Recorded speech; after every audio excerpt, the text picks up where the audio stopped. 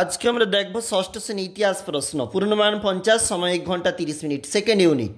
পার্শ্বনাথ ছিলেন জৈন তীর্থঙ্কর। মেগালিথ হল বড় পাথরের সমাধি। গৌতম বুদ্ধের প্রথম নাম সিদ্ধার্থ।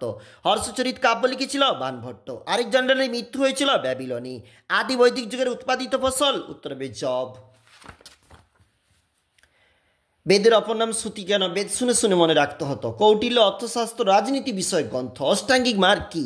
অশোক কোন ধর্মের সমর্থক ছিলেন? বৌদ্ধ ধর্ম।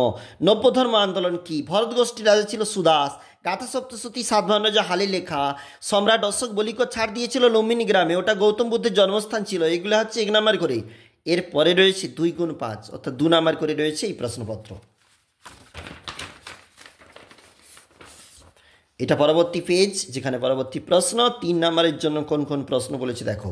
রয়েছে কিন্তু 5 নাম্বারেরও প্রশ্ন, অবশ্যই তোমরা দেখবে। আর আমরা এখন দেখছিলাম যেখানে ইতিহাস প্রশ্ন।